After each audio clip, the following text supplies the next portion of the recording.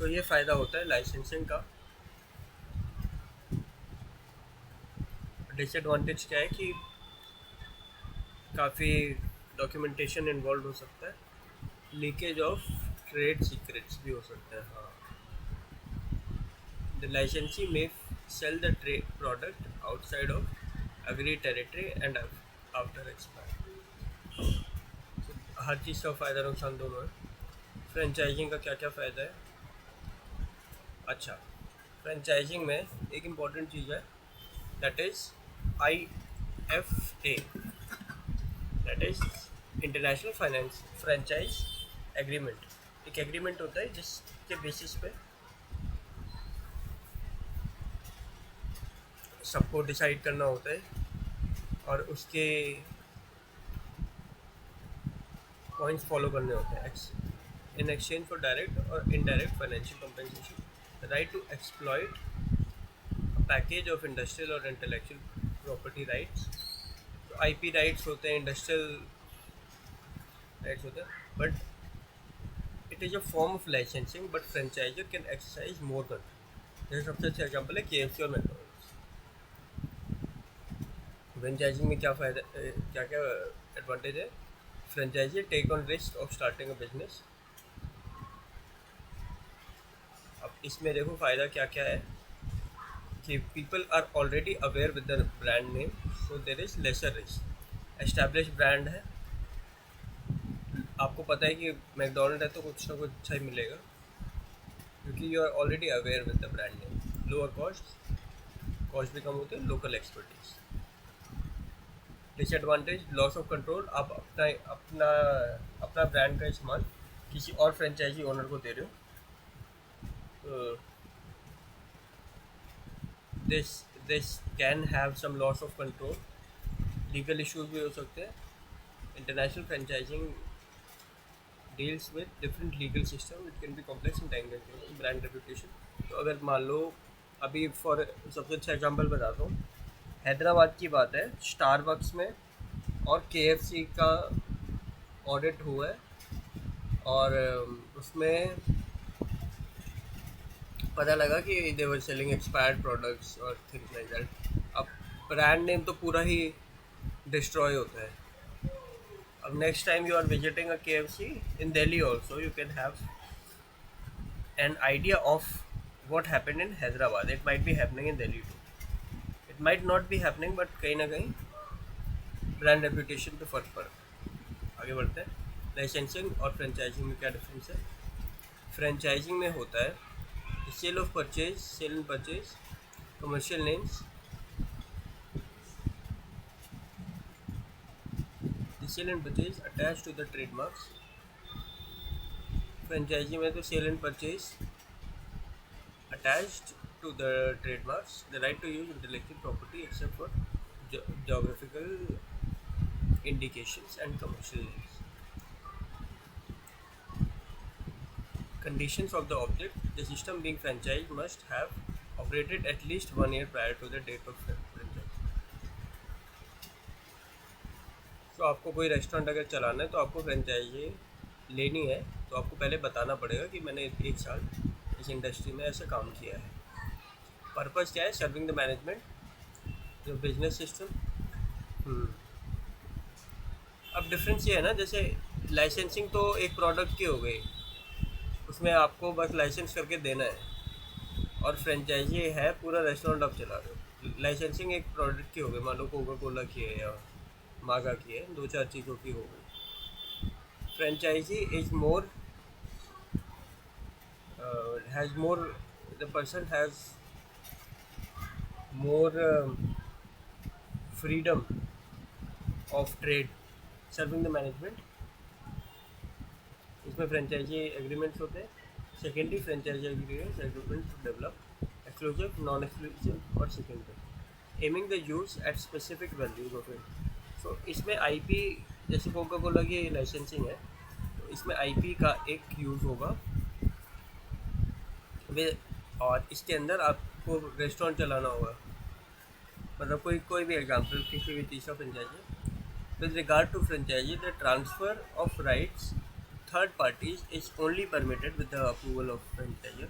With regard to the franchisor, there are no limitation on the franchisor. Transfer of right is limited. The licensor cannot transfer the rights to any third party in the whole period. अच्छा, सबसे main example ये है कि आप third party को दे सकते हो. Licensing is like काफ़ी रिस्ट्रिक्टिव होता है कि आप किसी को और शेयर नहीं कर सकते, लेकिन फ्रेंचाइजी में आप थर्ड पार्टी को भी दे सकते हो. कोई टाइप्स भी हो सकते हैं. जैसे इसमें देखा होगा सबवे में कुछ कुछ कुकीज़ वगैरह बेकरी होती है which are not from Subway itself. अब that is a third party and that happens. अब जो इंडिया में मान लो कोई कुकी मिल रही है जो यूएस में नहीं मिल रही होगी, तो तब यहाँ पे ये वाला थर्ड पॉइंट वैलिडेट होता है. लास्ट पॉइंट जो है ये वाला. आगे, licensing is agreement in which the company sells the right to use intellectual property or a product. Franchising is where for the franchisor permits franchisor to use business model, brand name. हाँ, इसमें licensing एक product की होती है और franchising पूरे brand की होती है. फ्रेंचाइजिंग पूरा ब्रांड नेम और बिजनेस मॉडल कॉपी किया जाता है मतलब लीगली.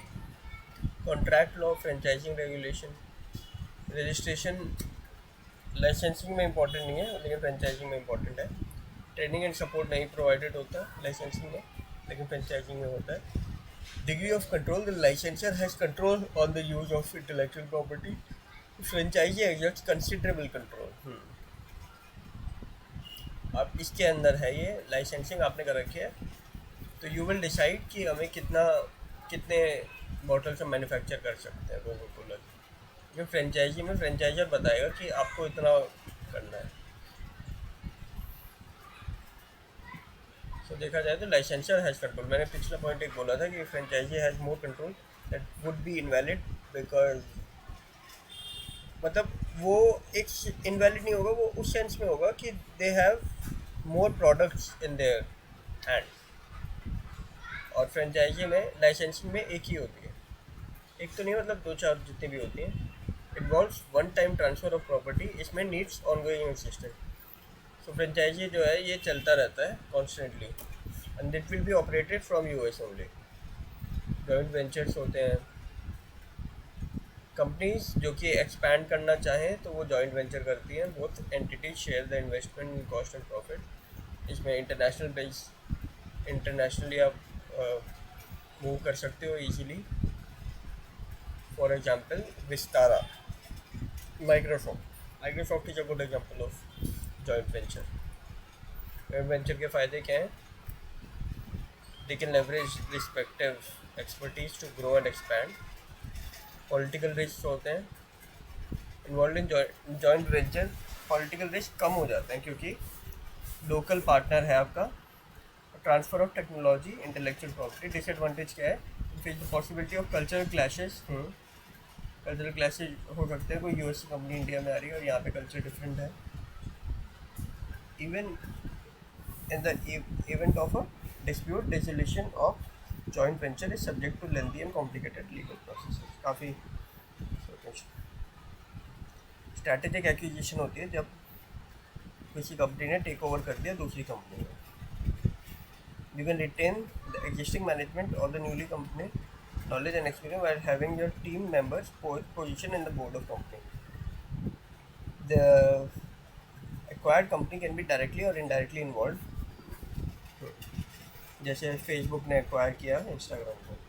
एडवांटेजेस क्या है? आपको स्क्रैच से नहीं स्टार्ट करना होगा, आपको एक बनी बनाई कंपनी मिल गई. Business can benefit from the expertise, knowledge and experience. It is one of the fastest mode. जल्दी से लोग एंटर हो जाते हैं एक्वायर करके किसी और कंपनी को. इसलिए joint ventures there is a possibility of cultural clashes, seamless integration. Apart from that, there are problems with seamless integration of systems and process.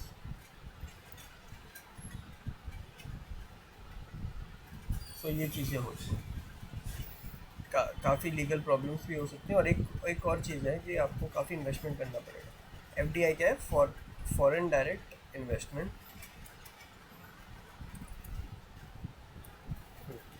Foreign direct investment involves a company entering an overseas market, making a substantial investment in the country. Strategy is viable with the demand, the size of market. Directly किसी और company में आप foreign में invest करते हो. Some of the reason because of which companies opt for direct investment. Restriction or import limits. Manufacturing locally can avoid import duties and can take the advantage of low cost labor and cheaper material. FDI. An investment into foreign firm is considered an FDI if it establishes a lasting interest. जब कोई company invest करती है तो उसके अंदर 10% voting power लेती है. The key to foreign investment is an element of control. It represents the intent to actively manage and influence of foreign firms' operation. तो जब कोई कंपनी इन्वेस्ट करती है तो उसमें पूरी तरह से इन्वॉल्व होती है उसकी डिसीजन मेकिंग प्रोसेस में. 10% stake in foreign companies voting stock is necessary define the FDI. और कभी कभी ये डिफरेंट क्राइटेरियाज भी होते हैं. It is possible to exert control over widely trade form. FDI के क्या क्या फ़ायदे हैं. आपको कंट्रोल मिल जाएगा दूसरी कंपनी पे और वहाँ की कंपनी वहाँ की low cost labour cheap material आप सब फ़ायदा उठा सकते हो. Many foreign countries can avail subsidies.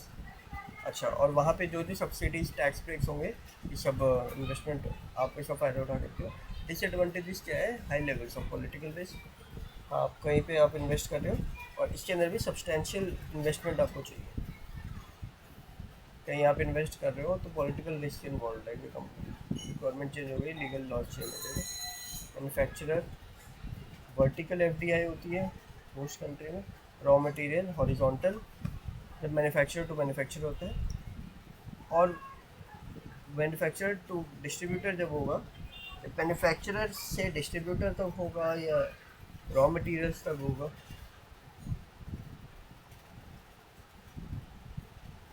That is vertical, but horizontal क्या है जब मैन्युफैक्चरर टू मैन्युफैक्चर होता है. Turnkey project is a special mode of carrying international business.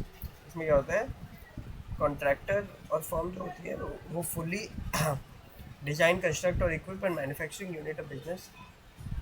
Turn the project to the client when it is ready for operation. Turnkey मतलब का है कि supplier और provider is responsible to the clients for the entire result of the project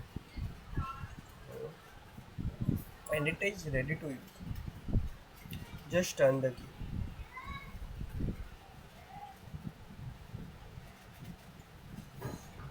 So turn key में ऐसा है कि आप किसी को कॉन्ट्रैक्टर को दे देते हो manufacturing unit and then they get back to you when it is ready for operation. फ़ायदा क्या है, वन स्टॉप शॉप और ज़्यादा कोऑर्डिनेट नहीं करना पड़ता. आप एक बार ही बस इन्वेस्टमेंट उसमें कर दोगे, उनको कॉन्ट्रैक्ट दे दोगे. रिड्यूस कॉस्ट, इसमें भी ज़्यादा कॉस्ट नहीं लगती है क्योंकि आप आउटसोर्स तभी कर पाओगे व्हेन यू नो कि this is the least money occupying thing. जहाँ पे सबसे कम पैसे लगा होगा आप वही उसी जगह पे इन्वेस्ट करोगे. इम्प्रूव क्वालिटी भी बढ़ जाती है क्योंकि आप best you will choose the best among the best. Single point of responsibility, there is only one company responsible. Disadvantage क्या है, आपके पास ज़्यादा कंट्रोल नहीं होगा, फ्लेक्सिबिलिटी कम होगी, कंपटीशन भी कम होगा और लिमिटेड कंपटीशन कैन रिप्रेजेंट. ये एक डिफरेंट तरह का तरीका. टर्नकी में it is like outsourcing. Merger and acquisition में क्या क्या फ़ायदे होते हैं, competition, growth, cost and innovation, new product, intellectual property, human capital, basic and efficiency.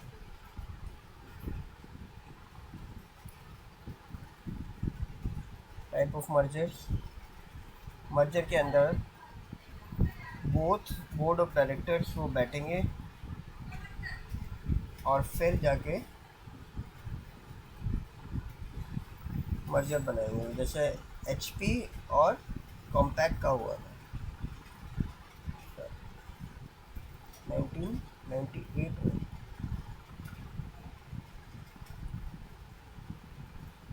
Compact की कंपनी आती थी पहले, अब ज़्यादा फेमस नहीं रही। पहले कॉम्पैक्ट की अलग से ऐड आती थी,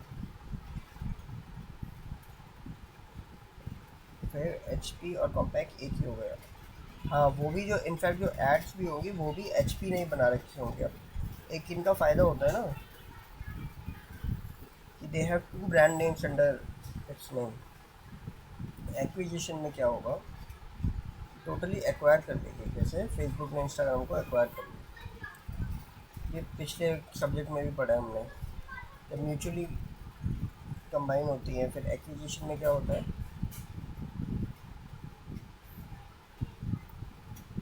company takes over.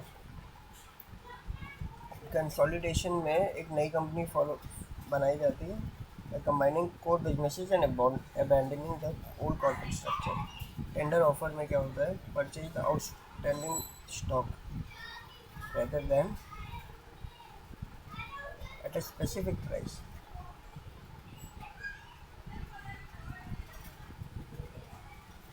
Type of merger and acquisition. Management acquisition में क्या होगा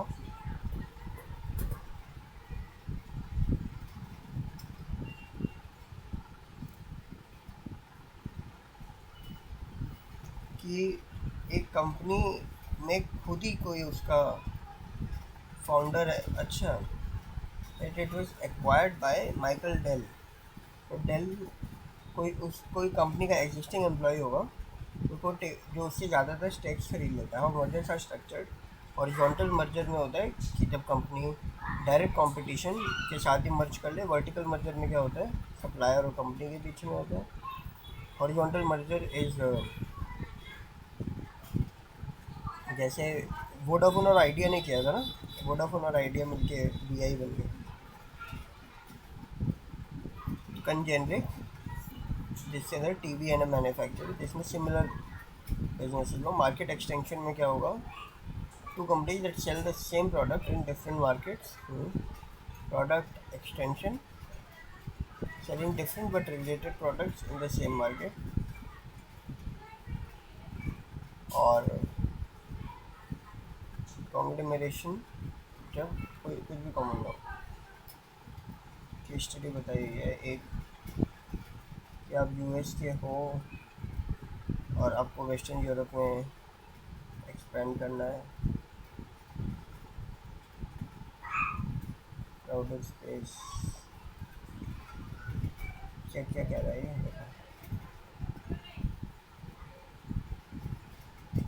हवाई है एक चाइनीज़ कंपनी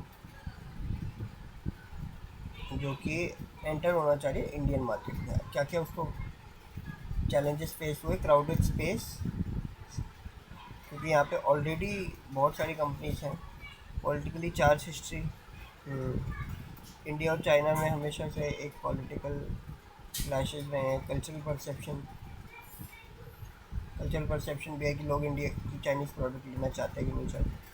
तो ओवरकम द चैलेंजेस, हवाई ने क्या क्या चीज़ें करी। Enabled R&D, allocated 90% jobs locally. तो उन्होंने एक डिफरेंट स्ट्रेटजी अपनाई। प्रोडक्शन प्लांट उन्होंने चेन्नई में बनाया और स्किल बेस्ड वर्कशॉप्स करी। ये सारी चीज़ें हुई हैं। और क्या क्या चीज़ें करी हैं,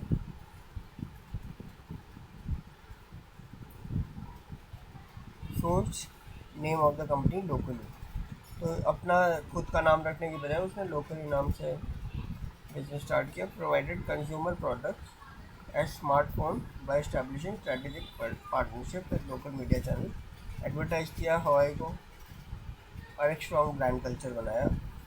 अवार्ड्स और रिकग्निशंस किए, ये सारी चीज़ें। 20 मिनट का होगा, ठीक है फिर, दैट इज़ ऑल।